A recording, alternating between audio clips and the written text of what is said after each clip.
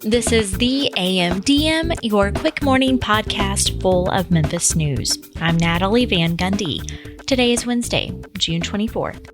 Jonathan Brush has been sentenced to 6 years in prison for the 2022 stabbing death of Memphis chef Jody Moit. The sentence, delivered by Judge Chris Craft, represents the maximum penalty allowed under Tennessee law for voluntary manslaughter, which was a Class C felony at the time the crime was committed. Moit, then a chef at Lafayette's Music Room, was killed in April 2022, following a road rage altercation at Sam Cooper Boulevard and Hollywood Street. Brush was originally indicted on charges of premeditated first-degree murder in Moit's killing, but the jury convicted Brush of voluntary manslaughter, finding that he acted while in a state of passion. According to Kraft, Moit had a blood alcohol level of more than 0.2% when he left work that evening and struck Brush's car. Moit was stabbed 19 times. And now it's time for a look at one of the week's biggest stories with Mary Cacciola. But stay with us after that for more of the day's news. In recent days, south of Beale has offered a Bangkok Alley pop-up in East Memphis. There's been a Kinfolk pop-up at Kuya downtown, and Ouri Matcha has been popping up all over the place. For those paying attention on social media, restaurant pop-ups and collaborations just keep, popping up. Those pop-ups often lead in the short term to creative menus, excited patrons, and increased revenue, as well as, in the long term, new restaurants. And many chefs and restaurateurs behind the pop-ups point to social media as a driver. I'm Mary Cacciola. Food writer Sophia Surrett joins us today to talk pop-ups and why restaurants can't seem to stay away. Sophia, thanks for being here. Thanks for having me back. Okay, so what have been some popular pop-ups recently? Wow, are there several? Okay. Kinfolk and Kuya was the most recent one on Father's Day.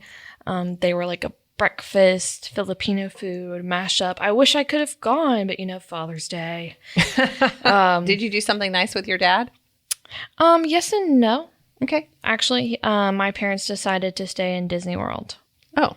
For a few extra days. Okay. And you were not with them? I was not with them, but I say Father's Day because I was at church most of the day doing Father's Day things. Oh, very nice. Okay. For other fathers. Other fathers. Families. Okay. Yeah. So you were not at the Kinfolk Kuya one? No, unfortunately. And also it was 9 a.m. till sellout. So which given Kuya and Kinfolk, that could be 9:30, really. Right. And I mean, Kuya has been doing tons of pop-ups.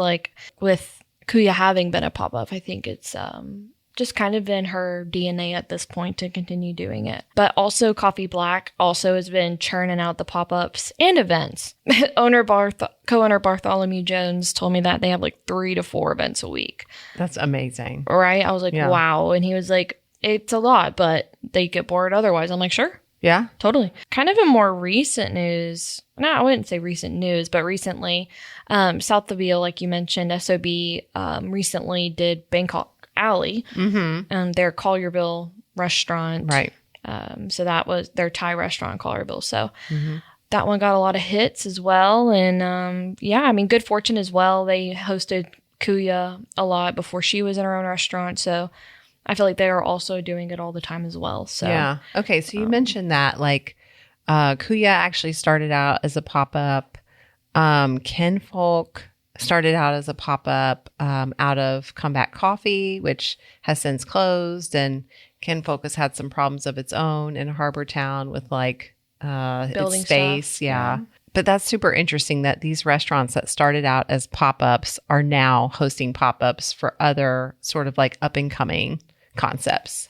Yeah. And owner of Kuya, Shane Diaz, was kind of saying she sometimes misses being a pop-up because of that creativity and getting to kind of have different menus and ideas. And so I think that's part of the reason they also continue to have them. And they understand how important the exposure is, So I think they like to give back and have them. Is the point always to test out new concepts for restaurants or to test out concepts or creative menus? Yeah, I think it is and it can be, but not always. But Shane talked about kind of how I was saying the creative menus, and sometimes you're not going to realize what you can create until you have the opportunity to create it. And that's what she was saying. And I think chefs are always looking for a way to flex the creativity muscle once they've not been put in a box, but once they've set their certain cuisine, their certain fare. I mean, there's only so much kind of stretching you can do without putting your target audience away.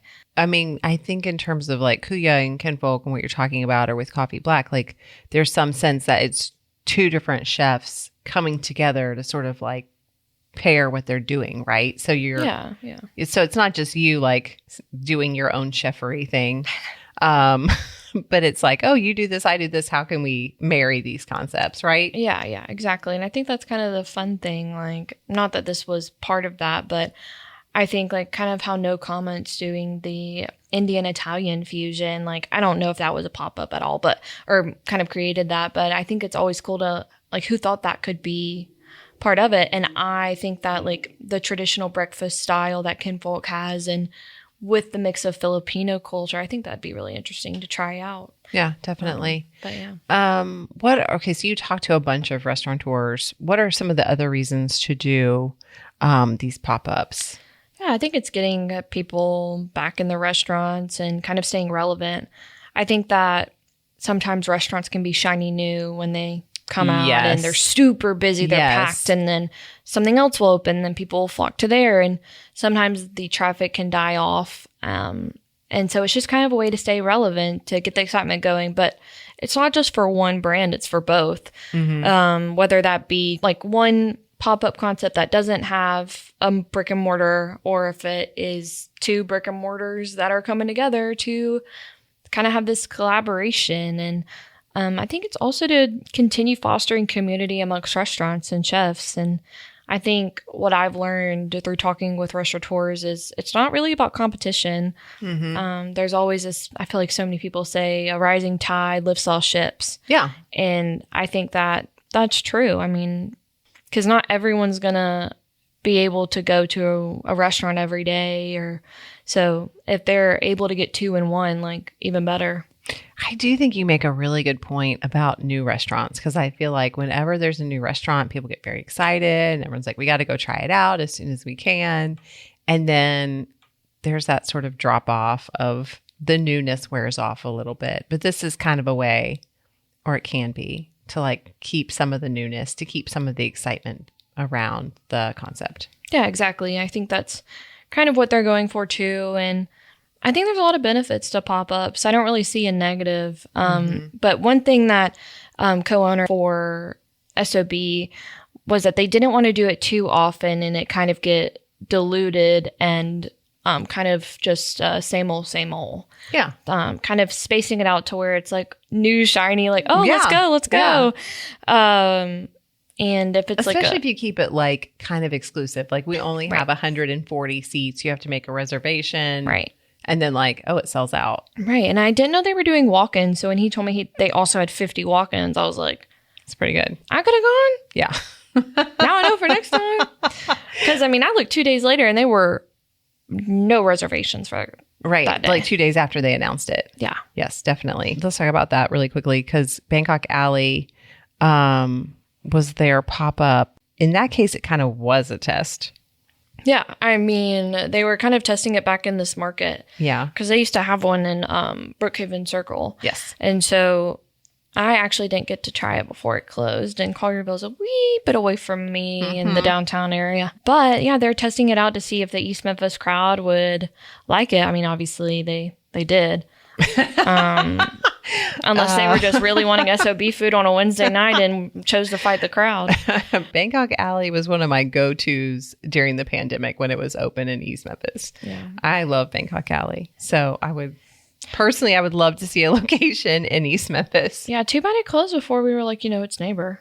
Yes, exactly. Clark Towers, just a rock throw away from now the pop spot. Yes. Okay, well, while I've got you here, what else is going on the food scene? Anything we should know? I think there's new things people are throwing around to see if it can create local buzz around restaurants. And that's what I was talking to these two Memphians about, Local Card.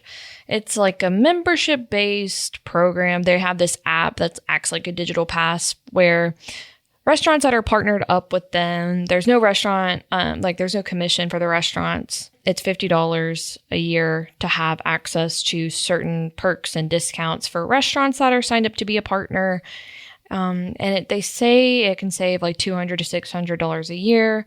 I think that depends on how much you go, how much you use it. Sure. Where you go. And it's only locally owned, independently owned Memphis. Like, right. I don't think they do chains, like even if it's like from Nashville or something. So the people like you and me would buy this card for like $50 for the year.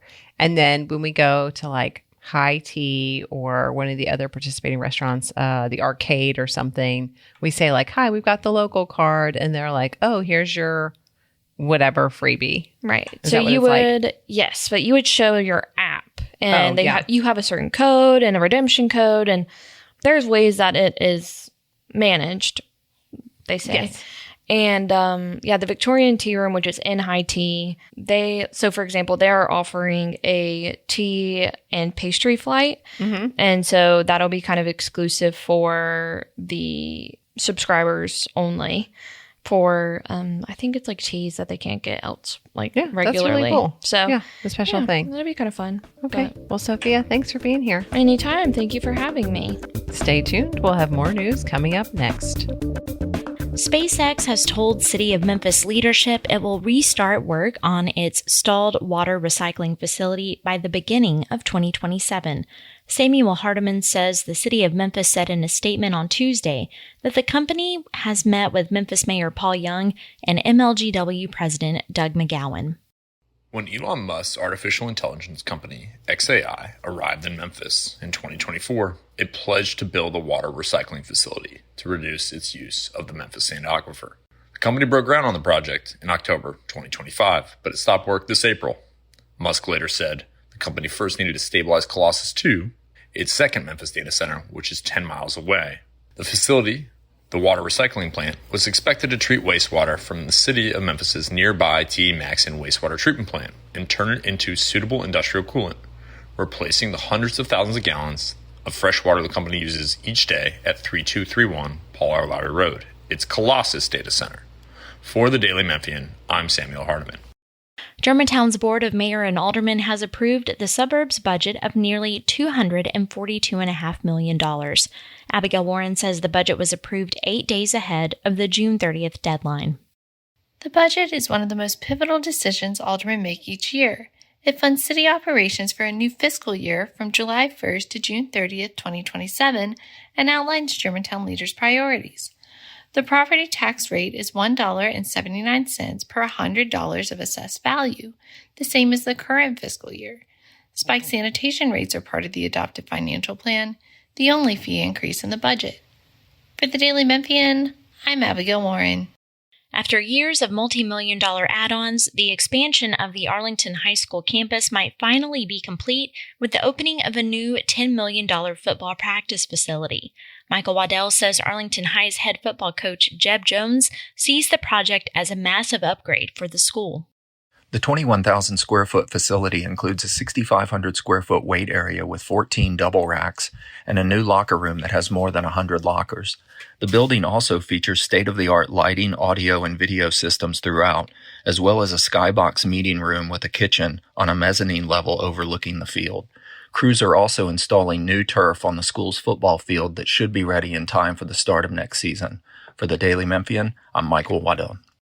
That's the AMDM for this Wednesday, June 24th. I'm Natalie Van Gundy.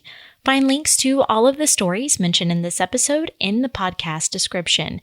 Listen and subscribe to this podcast anywhere you get your podcasts or on the Daily Memphian's website. You can also hear us on WYXR 91.7, where our local news stories air every weekday throughout the day. And don't forget to subscribe to our other weekly podcasts, hosted by your favorite reporters, including Soundbites, the Daily Memphian's Food and Dining podcast with Holly Whitfield, The Sidebar, the Daily Memphian's Arts and Culture podcast with Eric Barnes, and the Daily Memphian Grizzlies podcast with Drew Hill and Chris Harrington. You can also sign up for our breaking news alerts and our mini weekly newsletters we offer by visiting dailymemphian.com/email. Thanks for joining us, and be sure to start your day here again tomorrow.